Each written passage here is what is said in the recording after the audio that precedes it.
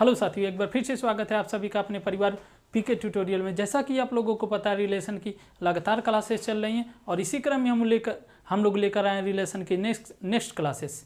यदि आप लेक्चर 1 और लेक्चर 2 नहीं देखे हैं तो उसको ज़रूर देखिए, क्योंकि वहाँ पर जो डिस्कस किया गया है ordered pair, equality of ordered pair, Cartesian product और कार्टेशियन प्रोडक्ट में कितने नंबर ऑफ एलिमेंट हो सकते हैं, और एक्सरसाइज 2.1 के सभी इम्पॉर्टेंट क्वेश्चन को डिस्कस किया गया है। आज हम लोग जो इस लेक्चर में डिस्कस करने वाले हैं उसी से रिलेटेड बहुत ही इम्पॉर्टेंट फीचर के बारे में डिस्कस करने वाले हैं। तो इसी के साथ सभी साथियों को आदाब, सत श्री अकाल, राधे राधे। तो आइए शुरू करते हैं। यहाँ पर हमारे पास है कुछ रिजल्ट हैं जो ordered pair, equality of ordered pair और कार्टेशियन प्रोडक्ट से रिलेट करते हैं। तो हम लोग देखते हैं, यहाँ पर कहा गया है कि for any 3 sets A B C, यानी कि 3 हमारे पास सेट हैं ए बी सी, कोई भी सेट हम ले लेते हैं, तो उनमें एक यह प्रॉपर्टी होती है कि ए क्रॉस बी यूनियन सी। इसके कहने का मतलब क्या है, सेट बी और सेट बी का यूनियन ले लें और उसका कार्टेशियन प्रोडक्ट लें सेट ए के साथ, तो यह किसके इक्वल होगा कि ए और बी का हम लोग कार्टेशियन प्रोडक्ट लें, ए और सी का कार्टेशियन प्रोडक्ट लें और उसका यूनियन ले लें, तो इसके क्या होगा, इक्वल होगा। सिंपली समझिए, ए क्रॉस बी यूनियन सी क्या हो जाएगा, ए का बी के साथ क्रॉस प्रोडक्ट, और यह जो ऑपरेशन होगा बीच में वही लिख लेंगे, फिर ए के साथ क्या होगा, सी का क्रॉस प्रोडक्ट। क्लियर। नेक्स्ट हम लोग देखते हैं कि यहाँ पर क्या लिखा है, फिर वही बात है कि for any 3 sets A B C, A cross B intersection C, A cross B intersection C किसके इक्वल होगा, ए का बी के साथ क्रॉस प्रोडक्ट, ए का बी के साथ कार्टेशियन प्रोडक्ट ले लें, ए का सी के साथ कार्टेशियन प्रोडक्ट ले लें, और बीच में कौन सा ऑपरेशन है, इंटरसेक्शन। उसके बाद इन दोनों का क्या कर लें, इंटरसेक्शन ले लें। यहाँ पर हम लोग देखें, ए का बी के साथ हम लोग क्या लिए, कार्टेशियन प्रोडक्ट, ए का सी के साथ कार्टेशियन प्रोडक्ट, और बीच में जो ऑपरेशन होता है उसके साथ हम लोग क्या किए, उसको ऑपरेट कर दें। इंटरसेक्शन है, तीन दोनों का क्या कर लिए, इंटरसेक्शन ले लिए, तो यह दोनों क्या होंगे, इक्वल होंगे। क्लियर। थर्ड पर हम लोग मूव करते हैं। सेम उसी तरह है कि ए क्रॉस बी माइनस सी। अब बी माइनस सी जिसको नहीं पता है, सेट्स के लेक्चर में आप लोग जाकर देख सकते हैं, जहाँ पर हमने डिस्कस किया है ऑपरेशन ऑन सेट्स। तो मैं थोड़ा ब्रीफ में बता देता हूँ कि बी माइनस सी क्या होगा। बी माइनस सी यानी कि एक सेट बी है, एक सेट क्या है, सी है। Collection of those element of set B which do not belong to the set C, यानी कि बी के वे एलिमेंट होंगे जो सी में नहीं होंगे, उन्हीं को हम लोग क्या बोलेंगे, बी माइनस सी। क्लियर। अब हम लोग इसकी बात करते हैं। यदि कहीं पर लिखा है ए क्रॉस बी माइनस सी, इसको हम लोग और क्या लिख सकते हैं, ए क्रॉस बी माइनस ए क्रॉस सी, यानी कि इसका बी सेट बी और सी को का डिफरेंस ले लें, उसके बाद सेट ए के साथ कार्टेशियन प्रोडक्ट लें, तो ये किसके इक्वल होगा, ए और बी का कार्टेशियन प्रोडक्ट ले लें, ए और सी का कार्टेशियन प्रोडक्ट ले लें, अब उसको क्या करें, डिफरेंस ले लें, यानी कि ये इसका डिफरेंस का मतलब क्या होगा, collection of those element of A cross B which do not belongs to the A cross C. अब यहाँ पर जो समझने वाली बात यह है, ए क्रॉस बी में एलिमेंट कैसे होंगे, ऑर्डर्ड पेयर होंगे, और ए क्रॉस सी में एलिमेंट क्या होंगे, ऑर्डर्ड पेयर होंगे। और आप लोगों को पता है कि कार्टेशियन प्रोडक्ट जो भी होता है उसमें एलिमेंट ऑर्डर्ड पेयर में ही होते हैं। तो यहाँ इसके एलिमेंट की जब हम लोग बात करेंगे, यानी कि जब भी हम लोग दो सेट के कार्टेशियन प्रोडक्ट के एलिमेंट की बात करेंगे, तो उसमें एलिमेंट किस प्रकार से होंगे, पेयर वाइज होंगे। क्लियर। फोर्थ वाले को समझते हैं कि यदि कोई सेट ए है जो नॉन इम्पिटी सेट है, बी जो है नॉन इम्पिटी सेट है। नॉन इम्पिटी सेट कहने का मतलब क्या, कि जो सेट इम्पिटी न हो, यानी कि यदि किसी सेट को नॉन इम्पिटी सेट तब बोलेंगे जब उसके पास कम से कम एक एलिमेंट हो। और उसको राइट करने का तरीका क्या है, उसको लिखेंगे कैसे, कि मैं यदि बोलता हूँ कि यदि ये कोई क्या है, नॉन इम्पिटी सेट है, तो उसको मैथमेटिकली हम लोग ऐसे राइट करते हैं, यानी कि ये क्या है, ए इम्पिटी नहीं है, ए डज नॉट इक्वल टू 5।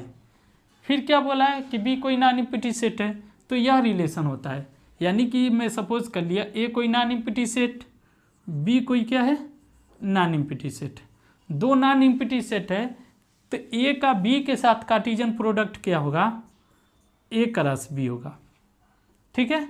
और बी का ए के साथ कार्टेशियन प्रोडक्ट क्या होगा, बी क्रॉस ए होगा। और ए इक्वल नहीं होता है। यदि हम लोग ए इक्वल टू बी सपोज कर लेते हैं, ए इक्वल टू बी सपोज करने का मतलब क्या है कि सेट ए ही बी है, बी ही ए है, ठीक है, यानी कि दोनों सेट क्या है इक्वल हैं। तो जब ए बी की इक्वल हो गया तो ए क्रॉस ए लिखें, ठीक है। यहाँ बी की जगह मैंने क्या कर दिया, ए लिख दिया, और फिर यहाँ पर बी की जगह फिर मैंने क्या कर दिया, ए लिख दिया। तो यह तो क्या हो गया, इस केस में क्या हो गया, A cross A equal to A cross A equal ही होगा, क्योंकि यह जो बात मैं यहाँ लिखा हूँ वही यहाँ भी लिखा हूँ, ठीक है। तो Cartesian product of A cross B, B cross A equal नहीं होता है। यह इक्वल कब होगा, जब दोनों सेट क्या होंगे, सेम होंगे। क्लियर। अब हम लोग लास्ट रिजल्ट के बारे में बात करते हैं, 5th नंबर, कि यदि हमारे पास 4 सेट हैं A B C D, then A cross B intersection C cross D, A cross B intersection C cross D किसके इक्वल होगा, ए का सी के साथ इंटरसेक्शन ले लें और बी का डी के साथ इंटरसेक्शन ले लें और उनका क्या करें, क्रॉस प्रोडक्ट ले लें। क्लियर। उनका जब हम लोग क्रॉस प्रोडक्ट ले लेंगे तो ये क्या हो जाएगा, इसके इक्वल हो जाएगा, ठीक है। तो चाहे हम लोग यह निकालें या यह निकालें, दोनों क्या होगा, इक्वल होगा। अब इस पर क्वेश्चन किस प्रकार से बनते हैं, आपको क्वेश्चन दे देगा और कह देगा कि इसी में से कोई एक रिजल्ट दे देगा, कहेगा वेरीफाई दिस या प्रूव दिस, ठीक है। आपको सेट दे देगा, जैसे यहाँ पर सेट ए बी सी है, उसी तरह से 3 सेट देगा जिसमें एलिमेंट होंगे। यहाँ पर तो आपको नहीं पता है कि सेट में एलिमेंट कैसे हैं या क्या क्या हैं, ठीक है। और वहाँ पर एलिमेंट देगा और उनको कहेगा वेरीफाई ऑल दिस, ठीक है। अब हमारे पास एक क्वेश्चन है, उसको हम लोग डिस्कस करते हैं। आइए, एक सेट हमारे पास ये है जिसमें कितने एलिमेंट है, 3 एलिमेंट हैं, और वो कौन कौन से हैं, 1 2 3। बी सेट है, इसमें 3,4 यानी कि 2 एलिमेंट हैं। एक सेट सी है जिसमें 4 5 6 एलिमेंट। हमको फाइंड क्या करना है, A cross B intersection B cross C, हमें यह फाइंड करना है।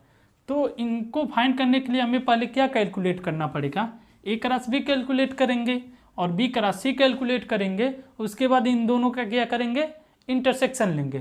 तो कैलकुलेट करते हैं, ए हमारा ए क्रॉस बी, ए की वैल्यू क्या है 1 2 3, क्रॉस बी, बी क्या है 3,4। क्लियर। 1 का 3 के साथ 1,3, 1 का 4 के साथ 1,4, ठीक है। ए क्रॉस बी कैलकुलेट करने के लिए क्या करते हैं, इसका हर एक एलिमेंट के साथ इसके हर एक एलिमेंट के साथ क्या करेंगे, ऑर्डर्ड पेयर लिखते हैं। तो 1 का 3 के साथ लिखेंगे 1,3 हो गया, 1 का 4 के साथ 1,4 हो गया। अब 2 का करेंगे, 2 का 3 के साथ क्या हो जाएगा 2,3, 2 का 4 के साथ 2,4, फिर 3 का 3 के साथ 3,3, 3 का 4 के साथ 3,4, यह होगा। तो अब हम लिख लेते हैं 2 का 3 के साथ 2,3, 2 का 4 के साथ 2,4, 3 का 3 के साथ 3,3 और 3 का 4 के साथ 3,4। क्लियर। यह हमारा क्या हो गया, ए क्रॉस बी हो गया। अब हमको क्या फाइंड करना है, बी क्रॉस सी।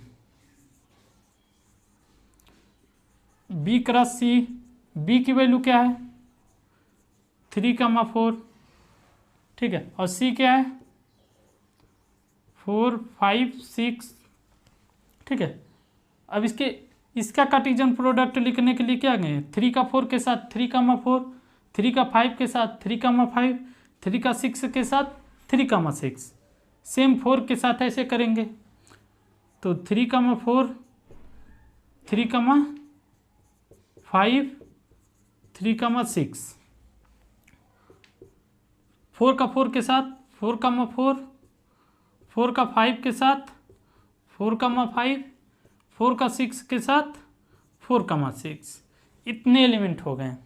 ठीक है, अब हमको इस सेट का और इस सेट का इंटरसेक्शन ले लेंगे, तो यह जो हमें फाइंड करने को बोला है उसकी पूरा क्या होगा, रिजल्ट, पूरा रिजल्ट हमें मिल जाएगा। Now A cross B intersection B cross C. ठीक है, A cross B intersection B cross C. अब हम लोग देखते हैं कि इस सेट में और इस सेट में कौन कौन से एलिमेंट कॉमन हैं। ए क्रॉस बी एक सेट है जिसके एलिमेंट क्या हैं, ऑर्डर्ड पेयर में है। बी क्रॉस सी आल्सो एक सेट है जिसके एलिमेंट क्या हैं, ऑर्डर्ड पेयर में है। ठीक है, तो इसमें देखते हैं कॉमन एलिमेंट कौन कौन सा है। तो देखते हैं इस सेट में 1, 3 है, तो हम लोग देखते हैं क्या इस सेट में कहीं 1, 3 है। तो मैंने देखा इस सेट में 1, 3 नहीं है। ठीक है, इस सेट में हम लोग देखते हैं 1, 4 है, क्या इसमें कहीं भी 1, 4 है, नहीं है। 2, 3 इस सेट में है, इस सेट में कहीं 2, 3 नहीं है। 3, 3 इस सेट में भी कहीं 3, 3 नहीं है। अंत में क्या बचा, 3, 4, तो इस सेट में 3, 4 है।